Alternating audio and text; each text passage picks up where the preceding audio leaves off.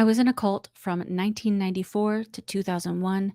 And if you haven't watched the video of how I got into that cult, you might want to start with part one. This video is going to be about how I escaped or got out of the church after 7 long years. If you missed it before, this church was called the International Churches of Christ, and it was a breakaway from the original Churches of Christ, but this was a movement that was started by somebody named Kip McKean, and this was a very controlling movement. I'm not saying there wasn't good parts to it because I learned a lot about the Bible and I had my 2 kids in the church and everything, but at the end of the day, it was a cult. And one of the things that happened early on, I think it was right when I was starting to study the Bible, 2020, the program on TV, did a show about the International Churches of Christ being a cult. This was not the first we'd heard of the International Churches of Christ. Other viewers had written similar letters, so we decided to investigate. When the church knew that that was going to come out on TV, they had told everybody, 2020 is going to do a slanderous piece on our church.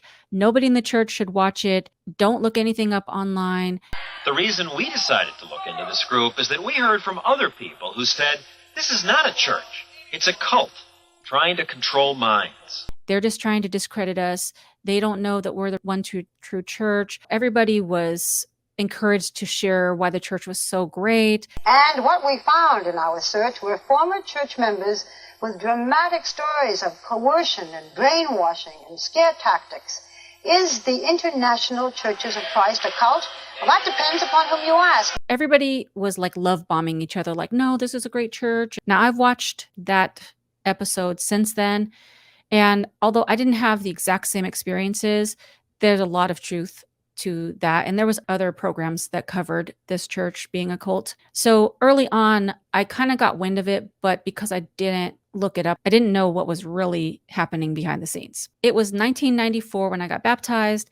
I was married by 1995 to somebody that was in the church because we could only date and marry people within the church, other disciples. And by 1996, I had my first son. I was blessed to be able to take off 1 year to stay home with my son, but we were so broke that after that 1 year, we were really depleted. So we had to move into one of the crappiest apartments in a really bad neighborhood because we just could not afford where we were living. We were in a bad area where they would film episodes of Cops on our street. Like we could look out our balcony window and be like, yep, they're filming. There's a helicopter above us. It was terrible. We had roaches. It was awful, but we were still tithing and giving to the church. We stayed there for a year, and then I got pregnant with my second son, and I was like, I absolutely will not stay here another year. I don't want my kids here. It's gross and dangerous.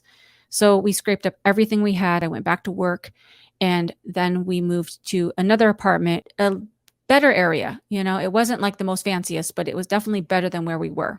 Now, by this time, I was in full effect, really engaged with this church. The dream of mine, the reason I moved to LA was to become a singer. That fully fizzled out because all my time was spent in the church. Me and my husband at the time, we had advanced from regular disciples to Bible talk leaders. So at that time, we had a little bit of experience and a little bit of authority over other people. So we were really engaged with that. We were studying the Bible with people, teaching them different things. We were responsible for a group of people. So we were really invested in the whole lifestyle. Now, when we got married, I was about 22, 23, and I was still learning and growing as a young person. So it was really a lot to handle to have 2 kids in your early 20s, being married to someone that's 10 years older, who he actually also had a son from a previous relationship. It was a lot. So things were starting to crumble just personally for me and personally in our marriage. But in this church, they told us that not one person in the whole entire church, which was thousands upon thousands of people going to this church in all different countries, that there was never one. You mean to tell me you're listening to this story without being part of the family? Hit the subscribe button and hit the notification bell so you'll know every time I upload a new video, and you might as well throw a like on it. That there was never one divorce. And I was like, that seems suspicious. That's crazy to me. But they were like, no, there's never been a divorce. So in your mind, you're like, well, we definitely can't be the first divorce. Like, and also I was part of the worship team. So I would sing on Sundays as well. And I was part of the choir. So there was just like no time to do anything else. I think it was probably around 1999 after my second son was born that I started having questions. Things weren't really adding up a lot.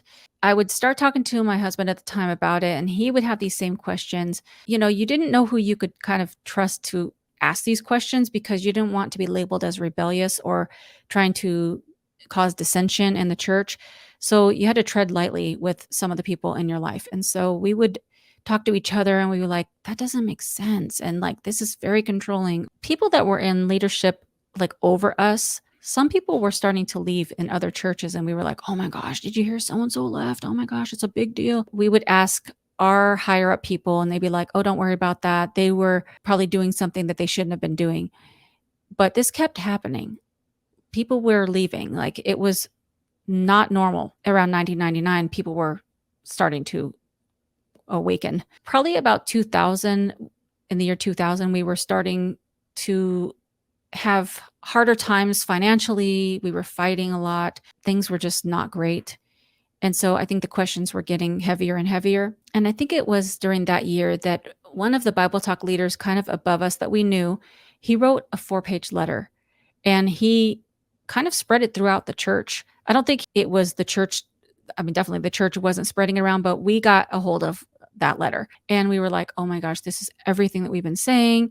And he was above us. So we were like, oh my gosh, if he's thinking that, I'm sure other people are thinking that. And so we started to think, wow, should we leave the church too? Because that person left. And it was just one of those things where it was a trickle effect, almost like dominoes. Once one person started to leave and other couples were leaving, we were starting to think, wait, maybe we should leave. But it was a very something you just did not think about or talk about because, again, going to hell. And then September 11th, 2001. My husband was getting ready for work. I was getting the kids ready and he went out to the living room and he used to put on the news in the morning as we were getting ready.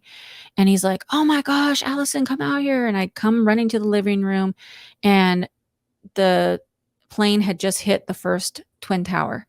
And we were like, oh my gosh, that's so terrible. And we were just like, the whole world was watching this tragic event happen. Then we were watching the news as the second plane hit the other tower and we were just in shock, stunned. And we were like, the kids aren't going to school today. We're not going to work. We're staying home. We're not doing anything. This is crazy because obviously nobody knew what was happening. Planes were hitting buildings and it was very scary. And we wanted to protect our kids. And we lived in LA. Pretty quickly that day, I got a call from my discipleship partner. She was like, hey, we're going to do like a vigil at the church down in Hollywood and we need you to come down and sing. And I was like, absolutely not. I'm not leaving my kids and I'm not leaving my house.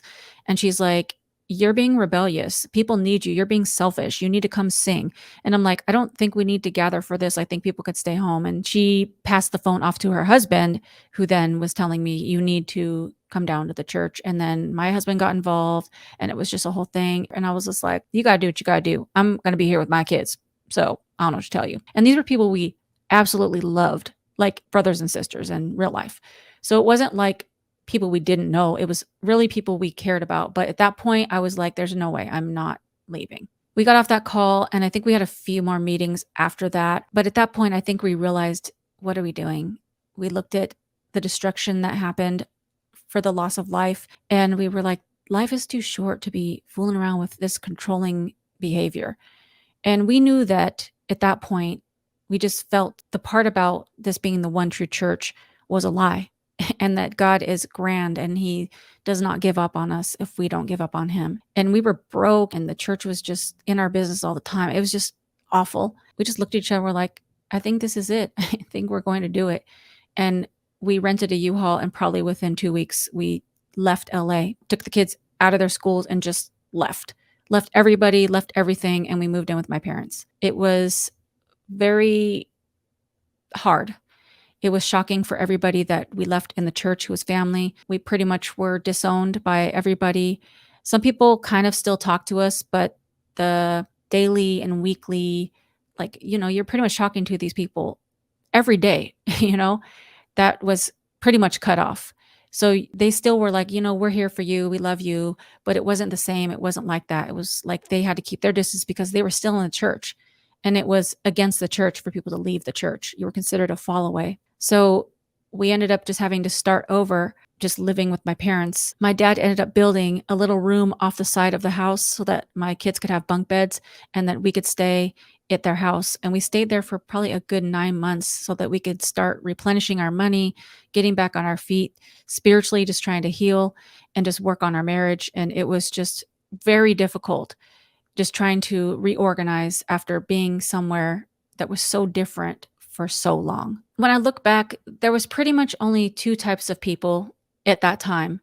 People that left the church and denounced God.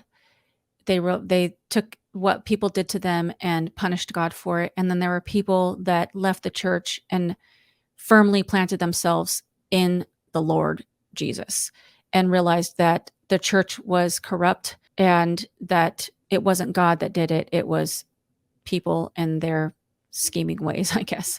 For me and my ex-husband, we decided to go further in to God and just really studied the Bible on our own and just started praying a lot more and thinking about God in a different way and knowing that God is bigger than one single church on this earth. It was very bittersweet because we lost a lot, but we gained so much more. From that forward, we realized that we got married and in a weird kind of set up kind of way. Things weren't going well. We were fighting all the time and there was a lot of other things that were happening. And so we ended up getting divorced because it was just like we weren't the right match for each other. And that was really hard on our kids. But there was a lot of damage that happened because we were in that church. A lot of great things too. I always try to say that there was a lot of wonderful things. I learned the Bible in that church. I learned how to have deep friendships. I learned so much in that church. There was a lot of wonderful times. So I don't want to downplay that. But there was a lot of sadness, strife, feelings of vulnerability, feelings of rawness, feelings that you were being betrayed, feelings that you just couldn't be yourself and you just had to be almost like a Christian robot. And it chips away at you. It makes you feel like God is in constant judgment of you. And that's not the way our loving God is. He loves us. And it just made me want to share God with other people in a more beautiful way. Not that there's not rules, because there are, but there's a lot of grace and mercy that's given from God as well. So in the next video, I want to go in a little bit deeper to share with you some of the things that was happening in that specific church, the terminology, the hierarchy, all the different things, because, not to be funny, but now that I'm out of that church, it is interesting to look back and be like, wow, they really had it down.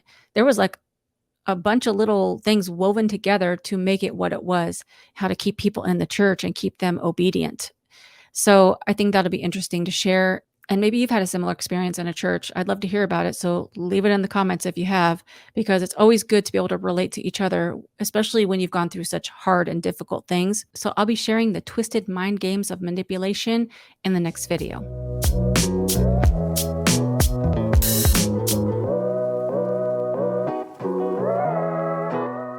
So I'll be sharing the twisted mind games of manipulation that started but interesting cult story. And you might as well hit the notification bell. No. If you've ever been or heard something, no.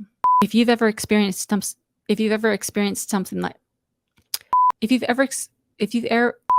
ever been something through what?